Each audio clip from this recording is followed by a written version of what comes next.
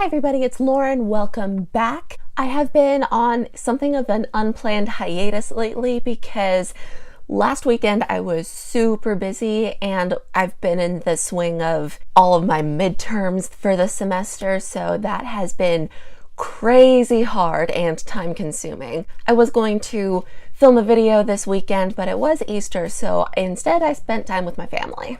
But I'm here now and I figured, why not do a book tag? I haven't done very many of them yet, and I love answering questions. So today I'm going to be doing the Guilty Reader book tag. Basically, it's 10 questions about questionable habits that readers tend to have, sometimes ones that are like a little bit controversial. And yeah, basically things that you may or may not feel guilty about. So number 1, have you ever re-gifted a book that you've been given? I don't think so. If someone gives me a book, I'm very likely to just hoard it. And I don't actually give books as gifts very often. And when I do, I generally give them new ones. Question number 2. Have you ever said you read a book when in fact you have not?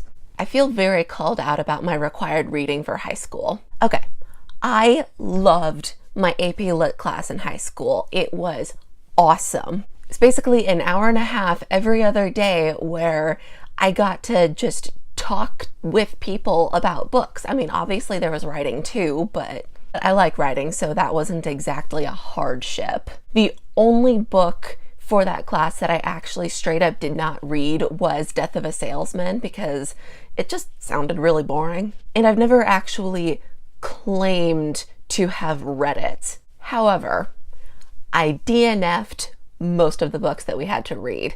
Where's Frankenstein? Oh, she's in the sci-fi section. I am actually pretty ashamed of this, but such titles include The Adventures of Tom Sawyer, The Scarlet Letter, The Catcher in the Rye, which again, I'm really ashamed because this book is actually really important to me. The Great Gatsby, which I don't have a copy of with me, and Frankenstein by Mary Shelley, which again, really ashamed of it because I love this book and I love Mary Shelley so much because science fiction is one of my absolute favorite genres, and she kind of got the ball rolling with this book. I know that like Jules Verne is credited with being the father of science fiction, but let's be real, this was no small contribution and it was a very early one. But yeah, I technically never finished it. And I don't usually clarify with people that I have not actually completed these books when I say that I've read them. Question number 3. Have you ever borrowed a book and not returned it?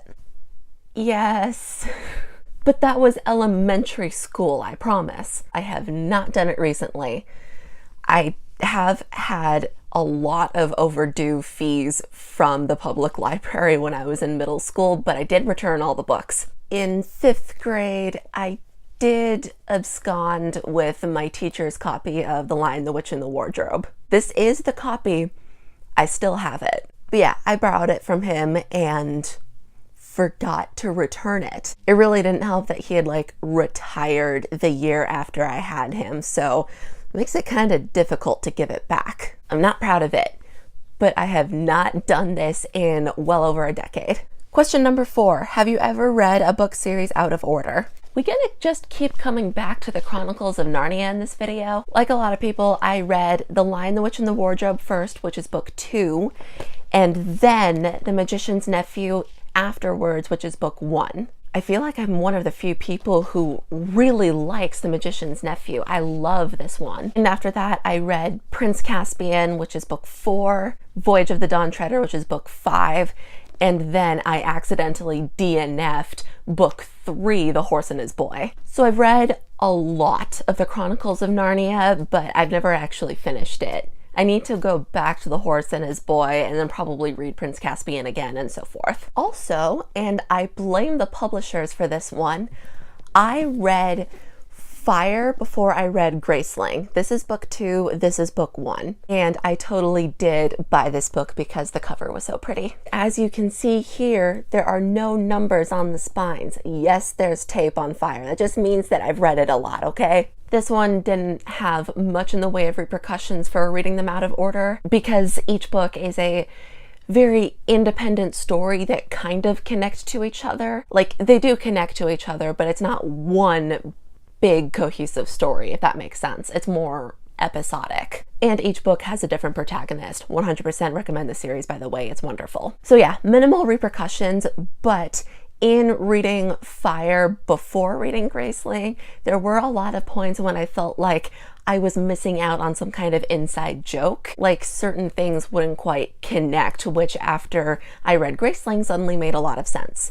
They were small things, but you should probably read Graceling first. Question number 5. Have you ever spoiled a book for someone? Probably. I try really hard not to spoil things for people, whether it's a book or a movie or a TV show. My cousin, back when The Half-Blood Prince came out, spoiled this Snape thing for me and my sister, and I don't know about her, but I have never forgiven him for that. That said, I'm sure I've slipped up at some point. I just try to minimize it. Question number 6. Have you ever dog-eared a book?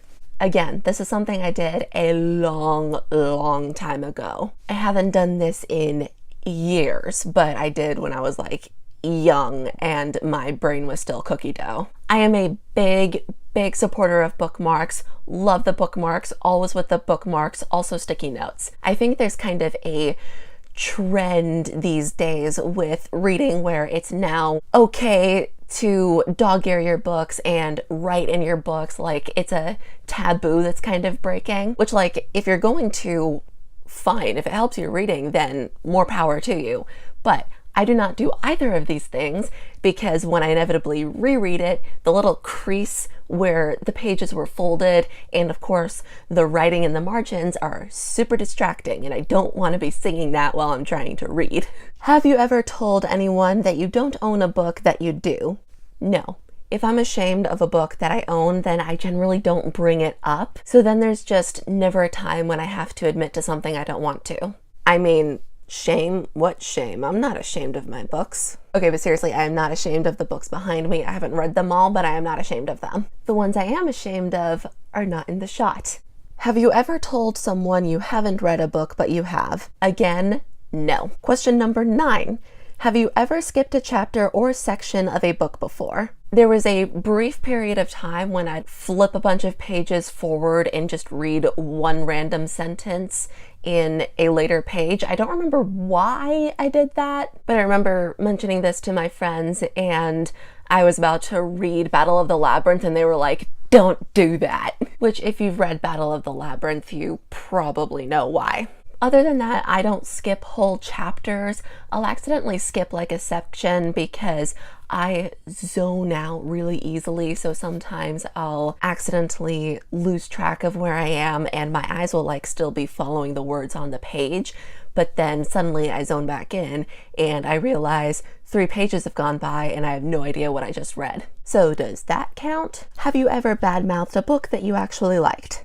My immediate thought was Twilight, because at the time that I read that saga, I did enjoy the books. By the way, I used to own them, but not anymore. Those are ones that I got rid of. So since hating on Twilight was kind of cool, I did exaggerate my issues with the book, but I still had problems with it before it was cool to bash on the books. The obvious codependency thing, and one of the grossest love triangles I've ever seen. But at any rate, Bella's character seemed kind of designed to make girls feel bad about themselves, and sends messages about what kind of teenage girl you should be, particularly if you want to get a guy, which, like, first of all, not everyone is attracted to men. Not everyone is attracted to anybody. The messages that I got were that if you're an introvert, you need to be more like Bella and all insecure and stuff. And if you're an extrovert, you need to tone it down a bit. Those books did not portray outgoing girls very nicely, and at the same time portrayed an introverted protagonist as bland. Okay, I just gotta stop talking about Twilight, so shutting up now. Anyways, that was the last question for the book tag. If you really loved the Twilight saga, I do understand the appeal, and I know that A lot of people don't have the same criticisms that I do, and let's be real, I'm very, very critical. So if you really like those books, more power to you. I don't want to take that away from you, and I'm sorry if any of the things that I said about this series were offensive. So do you guys do any of these things? Do you necessarily think that these things are bad habits? Do you feel guilty about doing any of them? To anybody who wants to do this tag, I tag everyone. You can say I tagged you. So if you enjoyed this video, please consider giving it a thumbs up. And if you really enjoyed this video, hit that subscribe button and I will see you next time.